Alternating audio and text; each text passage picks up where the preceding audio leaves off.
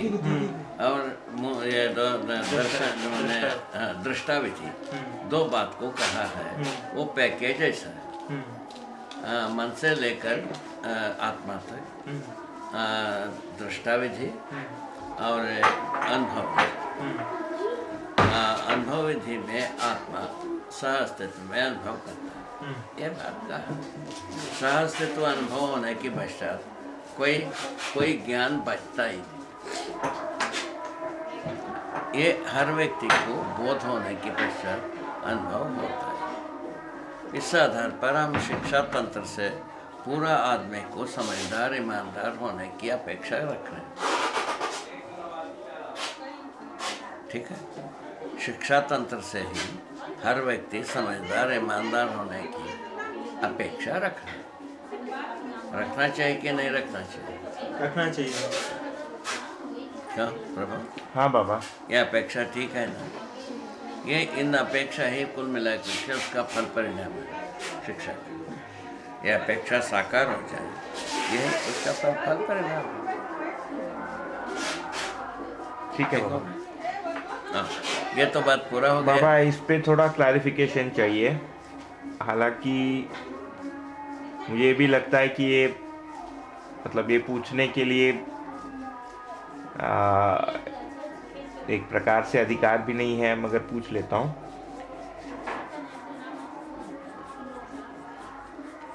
ये जो आपने बताया कि जीवन में जो है मन से लेकर आत्मा तक हर एक जो है वो उसके दृष्टा पद्धति जिसका दृष्टा पद्धति को बताया। हाँ, दृष्टा पद्धति का जो आपने बताया, तो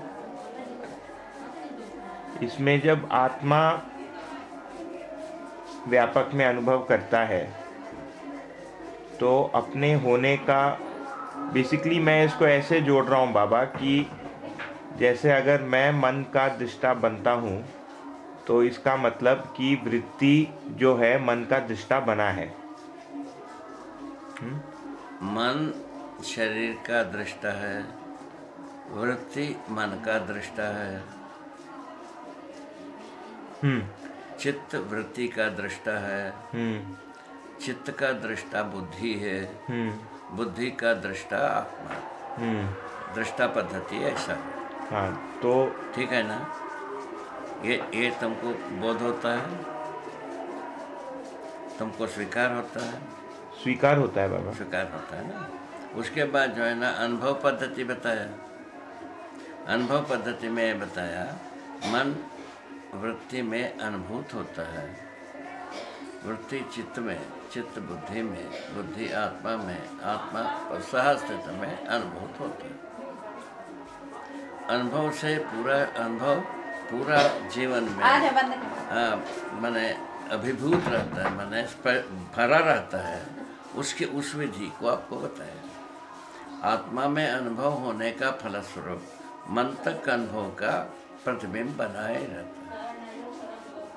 अनुभव का स्वरूप छोटा बड़ा होते ही नहीं, अनुभव ही होता है। वो संपूर्ण अनुभव अनुक्रम से होने के रूप में ही होता है। अनुक्रम तर्क संगत भी है, अध्ययन संगत भी है, व्यवहार संगत भी है, प्रमाण संगत। इन चारों विधि से संगत है अनुभव। ठीक है। इसीलिए अनुभव मूलक विधि से मानव गलती से मुक्त, अपराध से मुक्त विधि से जीता है। यहाँ इसको क्वालिफाई कर रहे हैं अपन। ठीक है।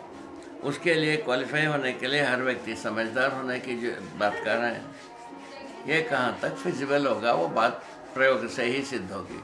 बाबा ये हाँ, आत्मा जब सहअस्तित्व में अनुभव होता है तो अपने होने का, क्योंकि अभी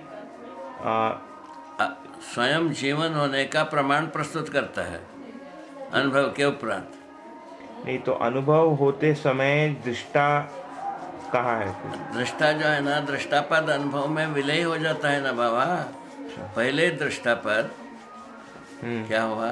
पहले समझदारी होने से, साक्षात्कार होने से साक्षात्कार का बोध होने से दृष्टापद, ठीक है। दृष्टापद होने के फलन में अनुभव और अनुभव प्रमाण। हाँ, तो अनुभव में ये दृष्टापद समाई है। समाई है। हाँ। अच्छा, ठीक है। अनुभव अलग से पन्ना नहीं है, दृष्टापद अलग से पन्ना नहीं है।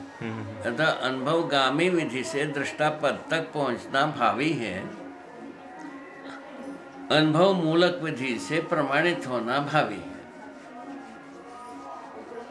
उसके आगे की दो कड़ी बढ़कर के, वो दो एक पग बढ़कर के प्रमाणित होना बनता है। ठीक हो गए बाबा? आज की स्थिति में जबकि साक्षात्कार नहीं हुआ है, तब भी वृत्ति तो मन का दृष्टा है ही। वो पूरा बात बता दिया। हाँ। तो भ्रमित अवस्था में 4.5 क्रिया में दृष्टापद में तो रहते हैं। दृष्टापद में तो रहते माने 4.5 क्रिया के अंतर्गत। 4.5 क्रिया के अंतर्गत चित्त तक की, चित्रण तक की है। इसमें जीवन संतुष्टि नहीं हुई, व्यवहार संतुष्टि नहीं हुई। व्यवहार संतुष्टि ना होने का गवाही हुई अपना पराया दिवस, अपराध प्रवृत्ति। तो ये जो ठीक समझ में। इसीलिए अपने इससे मुक्ति पाने की आवश्यकता है। तब ये अनुसंधान हुए, ये पता चला 10 क्रियाएं व्यक्त होने से अपराध मुक्ति। अभी पहले से अपन अपराध की स्वीकृति कभी भी नहीं रहा, किंतु अपराध होता ही रहा। अपराध होना भी विधि ये है, मान करके अपराध करता है। अभी भी अपराध को विधि मान करके ही करता है। अपराध को विधि मान के ही अपराध करता है। और बच्चे जो गलती करते हैं गणित में, वो लिखते समय में सही मान करके ही लिखे रहते हैं, गलत मान करके कोई नहीं लिखता। सही बात। छोटी सी बात आप परीक्षण कर लो। बचपन से ही सही के पक्षधर है भाई, इसे पता लगता है ना? नहीं लगता। पता लगता है। ये बात पता लगता है ना, बचपन से ही बच्चे सही के पक्षधर हैं। तो सही का बोध कराना आवश्यक है, अध्ययन कराना आवश्यक है। यही तो शिक्षक के मटेरियल हुआ। ठीक ठीक है बाबा। आगे आगे। हाँ बाबा, ये दृष्टापद में क्या है?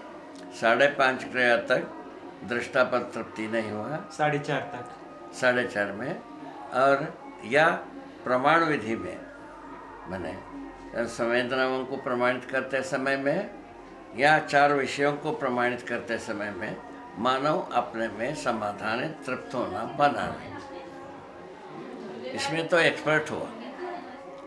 इन 9 डिजिट में आदमी जात एक्सपर्ट हुआ, एक्स्ट्रा एक्सपर्ट हुआ। उसका नाम है हॉलीवुड, बॉलीवुड, गालीवुड। 3 बुड बना है। बुड इसका एक्स्ट्रा एक्सपर्ट्स जो है ना, हॉलीवुड में होते हैं, बॉलीवुड में होते हैं, गालीवुड में होते हैं। गाली देकर एक्स्ट्राऑर्डिनरी सिद्ध कर रहे हैं काशीराम। अरे गालीवुड, काशीराम, हाँ बाबा, ठीक है। ये पूरा हुआ प्रमाण? नहीं हुआ।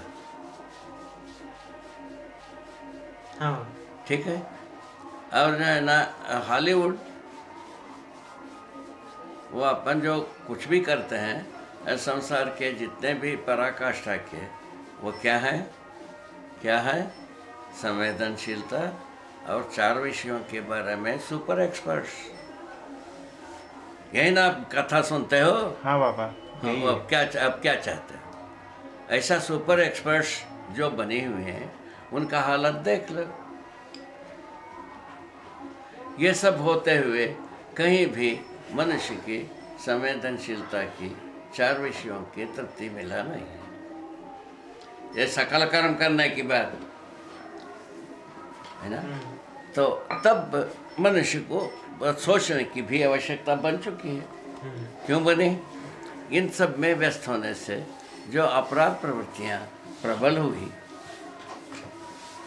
है ना, उसको कहीं ना कहीं कैसा उससे छुटा कैसा जाए, उसके लिए युक्ति खोजने की आवश्यकता है। ठीक बात है। उसके लिए युक्ति, जो आदमी ही फंसता है, फंसने से छूटने के लिए आदमी ही सोचता है, फंसने के लिए भी तैयार आदमी ही होता है। क्या फंसने के मूल में कौन होता है? केवल आदमी होता है। आदमी के अलावा कोई एलिमेंट फंसाने वाला नहीं है, इतिहास में भी नहीं है, वर्तमान में भी नहीं है, भविष्य में कल्पना में भी नहीं। हर जगह में यदि आप ठीक से देख पाएंगे तो मानव ही फंसाने के लिए, फंसने के लिए स्रोत। क्या फंसने के लिए? शरीर को जीवन मानने के लिए। क्या हो गया? मानवी फंसने के लिए, फंसाने के लिए स्रोत है। क्या फंसाना? फंसने का जगह क्या चीज़ है?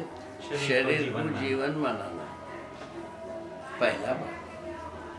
उसके बाद शरीर से होने वाले जितने भी क्रियाकलाप है आपराधिक, उसको वैध मानना, बस इतना ही बात।